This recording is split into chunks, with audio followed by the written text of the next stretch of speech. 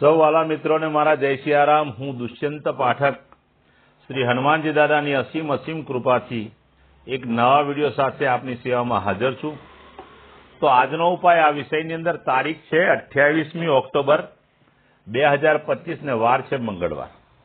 વાલા મિત્રો, પંચાંગ કહે છે કારતક મહિનો ચાલી રહ્યો છે, શુક્લ પક્ષ ચાલી રહ્યો છે, પૂર્વષાઢા નક્ષત્ર ચાલી રહ્યું છે, શુકર્મા યોગ અને ધનુ રાશિનો ચંદ્ર, તુલા રાશિનો સૂર્ય।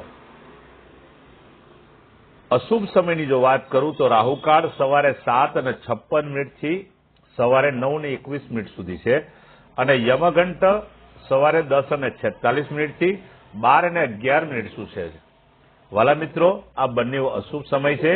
અશુભ સમયની અંદર કોઈ શુભ કાર્ય અથવા શુભ યાત્રાનો પ્રારંભ ના કરાય।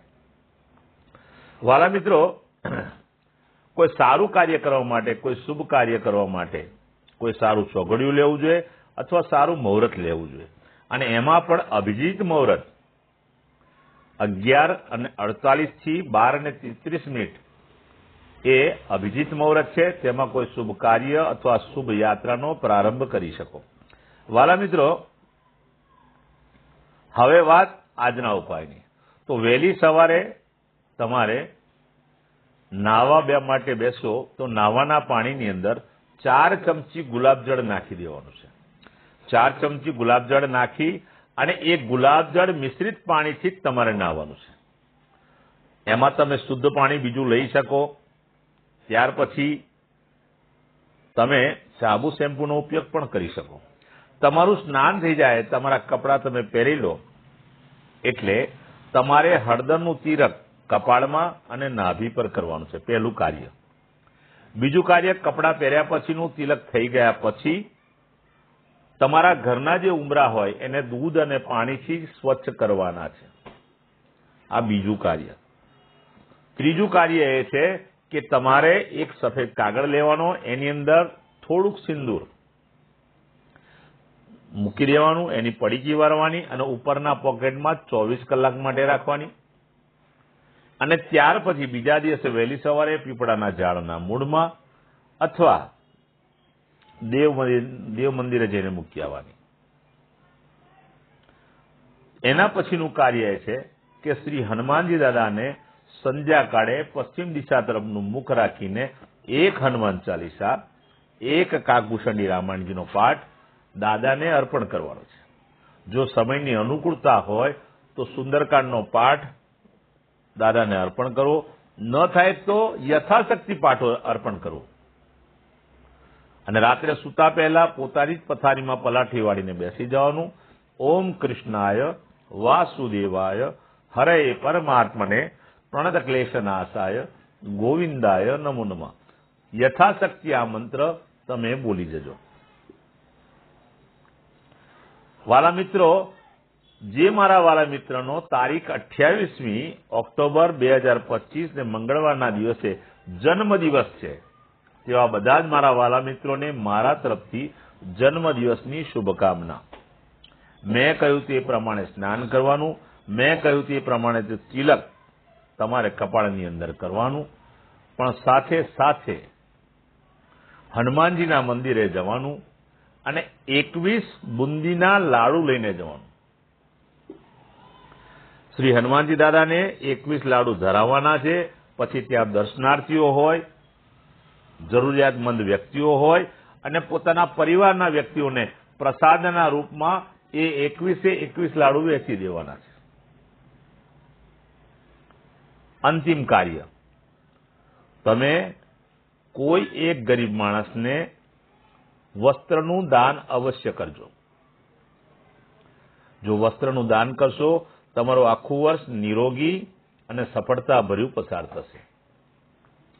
જે મારા વાલા મિત્રની મેરેજ એનિવર્સરી 28મી ઓક્ટોબર 2025 ને મંગળવારના દિવસે છે તેવા મારા બધા જ વાલા મિત્રોએ પતિ પત્નીએ સવારે સ્નાન કરવાનું છે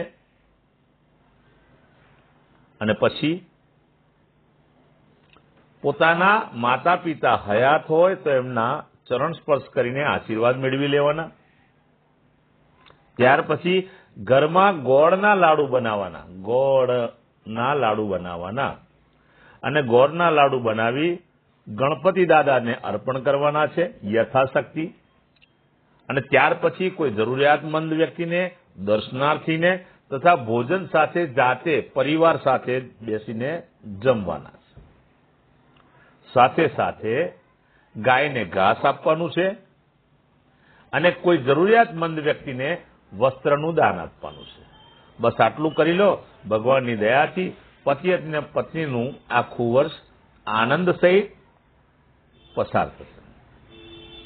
તો આ હતો આજનો ઉપાય. વાલા મિત્રો, મારા બધા જ વિડીયો ઇન્સ્ટાગ્રામ પર હોય છે, ફેસબુક પર હોય છે, યુટ્યુબ પર પણ હોય છે. આ વિડીયો જોવાનો રહી જાય તો તમારે દુષ્યંત પાઠક મારી ચેનલનું નામ છે, સર્ચ કરજો, તમને વિડીયો મળી જશે. પછી ઉપાય કરજો. ફરી અને રોજ જ કહું છું કે આ ઉપાય કરવાથી 1 દિવસ કે 24 કલાકમાં તમને સારું પરિણામ નહીં મળે. તમારે શ્રદ્ધા રાખીને સતત અને નિરંતર તમે જ્યારે ઉપાય કરતા જશો ત્યારે એક સમય એવો આવશે કે તમારા ગ્રહો બેલેન્સ થઈ જશે. અને પછી એક વખત ગ્રહો બેલેન્સ થઈ જશે પછી દુઃખ, પીડા, ચિંતા, ટેન્શન આ બધું તમારા જીવનમાંથી જતું રહેશે. બસ 2 હાથ જોડીને એક વિનંતી છે કે મારા વિડીયોને તમે શેર અવશ્ય કરજો. તમે શેર કરશો તો કોઈ જરૂરિયાતમંદ સુધી આ વિડીયો પહોંચી જશે અને એ ટેન્શનમાં હશે તો મારા કહ્યા મુજબ એ ઉપાય કરશે. કારણ કે આ પ્રયોગ બિલકુલ સાત્વિક છે અને નિઃશુલ્ક પ્રયોગ છે. ઘરમાંથી જ બધી વસ્તુઓ મળી જાય એવો પ્રયોગ છે. એટલે એ પ્રયોગ કરશે અને એક વખત એના ગ્રહો બેલેન્સ થશે તો એ પણ દુઃખ અને પીડામાંથી બહાર નીકળશે. એનો શ્રેય, એનું પુણ્ય મને અને તમને મળશે. તો વાલા મિત્રો, આજના વિડીયોમાં બસ આટલી જ પ્રાર્થના છે. આવતા વિડીયોમાં ફરીથી મળીશું. આપ સૌને મારા જય સિયારામ.